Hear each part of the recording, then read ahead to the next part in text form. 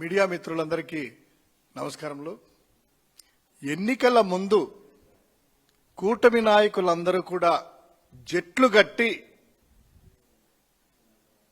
అలివిగాని హామీలను అంటే అనేకమైనటువంటి హామీలను 143 హామీలను ఇచ్చి అవి కాకుండా ప్రధానమైనటువంటి సూపర్ 6, సూపర్ 7 ఈ హామీలను ఇంటికి వెళ్లి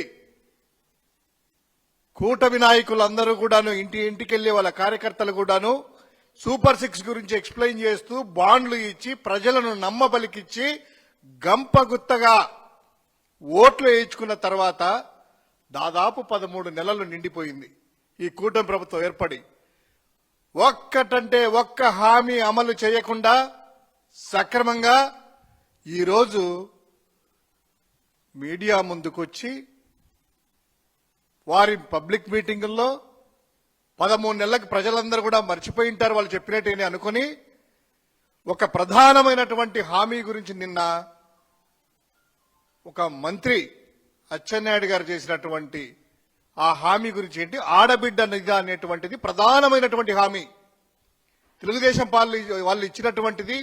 కూటమి నాయకులందరూ కూడాను దాన్ని తీసుకొని ప్రజల్లోకి వెళ్ళి దాదాపు 2 కోట్ల మంది మహిళలు ఆంధ్రప్రదేశ్ రాష్ట్రంలో ఎలిజిబిలిటీ ఉంటే 18 సంవత్సరాలు నిండిన ప్రతి ఆడపడుచుకి ప్రతి ఆడబిడ్డకి నెలకు 1500 రూపాయల చొప్పున అంటే 18,000 రూపాయలు ప్రతి మహిళకు ఇస్తాము సంవత్సరానికి అని చెప్పినటువంటి ప్రధానమైనటువంటి హామీ దాదాపు 13 నెలలు గడిచిన అమలు చేయకపోగా ఈరోజు మీడియా ముందుకొచ్చి ఏం చెప్తారా ఆ మీటింగుల్లో అంటే తెలుగుదేశం వాళ్ళందరూ కూడాను మొత్తం అన్ని అమలు చేశామట. ఇది ఒక్కటి చేయలేరట. దీనికి మాట్లాడుతూ ఆయన అచ్చెన్నాయుడు గారు ఏం మాట్లాడతారు, వ్యవసాయ మంత్రి, ఆయన మాజీ అధ్యక్షుడు అనుకుంటాను తెలుగుదేశం పార్టీ కూడా ఆంధ్రప్రదేశ్కి సంబంధించినటువంటి ఆయన అంటాడు ఆంధ్రప్రదేశ్ రాష్ట్రాన్ని అమ్మేయాలంట ఈ హామీ అమలు చేయాలంటే.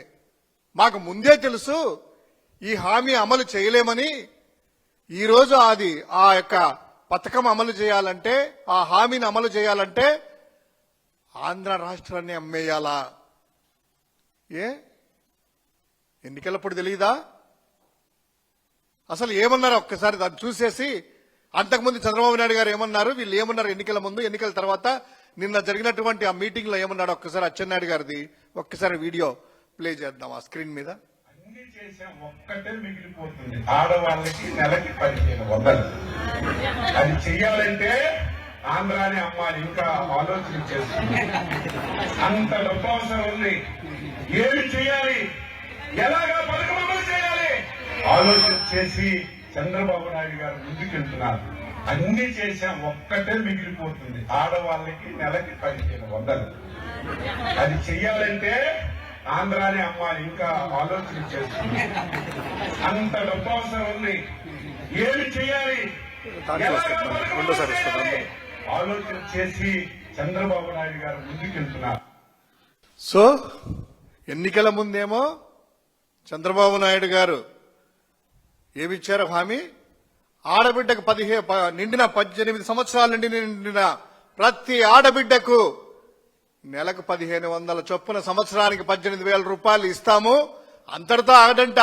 ఆయన సంపద సృష్టిస్తా, నా దగ్గర ఒక మంత్రదండం ఉంది, ఆ మంత్రదండం ద్వారా 1,50,000 రూపాయల వరకు కూడా తీసుకెళ్తాడట. 15,000 నుంచి 1,50,000 వరకు మహిళ ఇస్తాడంట ఒక మహిళకి. ఈ రోజేమో వాళ్ళ నాయకుడు వచ్చి అన్ని చేసేసామంట. ఇది చేయాలంటే ఆంధ్ర నమ్మాలంట. ఏం చేసావా నువ్వు? 143 హామీలు కాసేపు పక్కన పెడితే ప్రధానమైనటువంటి సూపర్ 6 హామీలు తీసుకుందాం. ఏమయ్యా, ముఖ్యమైనటువంటిది రైతాంగానికి అవసరమైనటువంటిది రైతు భరోసా ఉంది కదా, దాని పేరు మార్చి ఏదో అన్నావు కదా, అన్నదాత సుఖీభావాకి 20,000 రూపాయల చొప్పున రైతుకి ఇస్తాను ప్రతి రైతుకని. ఒక్క సంవత్సరం వెళ్ళిపోయింది, 2వ సంవత్సరం కూడా స్టార్ట్ అయింది. ఈ యొక్క రైతాంగం గురించి ఏమైంది ఆ హామీ? అన్నదాత సుఖీభావాకి ఎంతమందికి ఇచ్చావు నీ మేనిఫెస్టోలో? కానీ అదేవిధంగా మొన్న కూడా ప్లీనరీలో మాట్లాడుతూ ఇదిగో అయిపోతుంది 20వ తేదీ, 30వ తేదీ, 1వ తేదీ, 2వ తేదీ, 3వ తేదీ అని పీలర్స్ వదులుతున్నారే.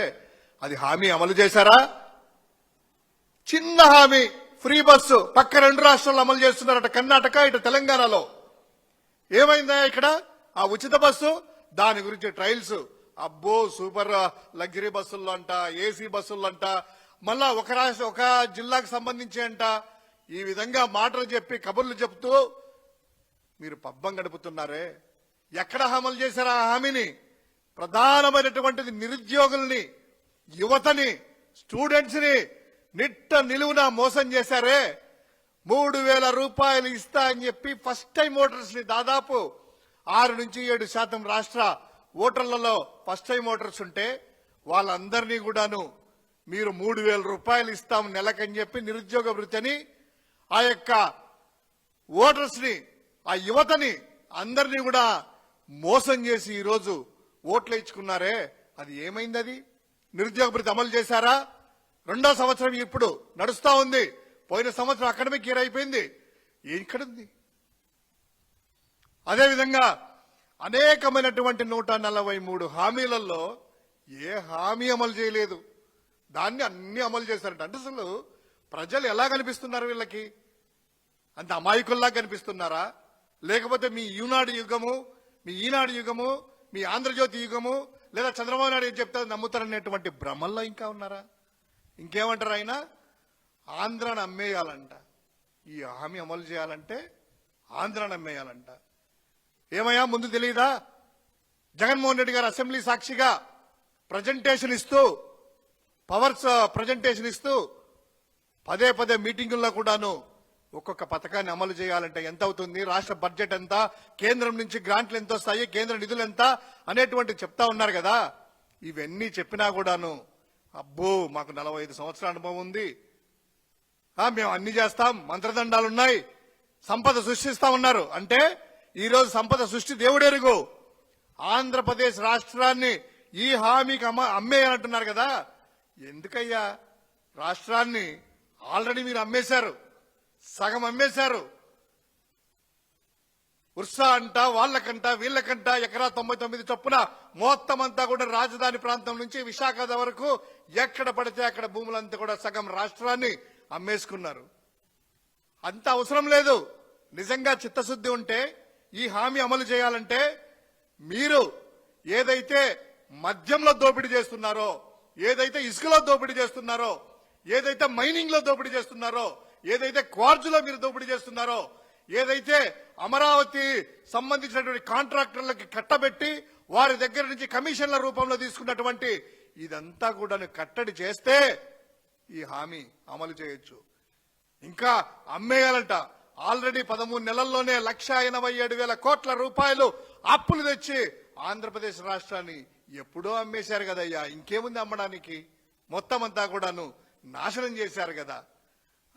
ఈ హామీ దొంగ హామీలు ఇచ్చి పచ్చి మోసం చేసి దగా చేసి ఆడబిడ్డలని 2 కోట్ల మంది ఉండే ఈ యొక్క ఆంధ్రప్రదేశ్ ఆడబిడ్డలకి ద్రోహం చేసినటువంటి ఈ యొక్క కూటమి నాయకులు తక్షణమే ప్రభుత్వం నుంచి తప్పుకొని ఇచ్చిన హామీ అమలు చేయలేకపోయినామని ముక్కు నేలకు రాసి ప్రభుత్వం నుంచి బయటికి రావాలి అని వైఎస్ఆర్ కాంగ్రెస్ పార్టీ డిమాండ్ చేస్తా ఉంది.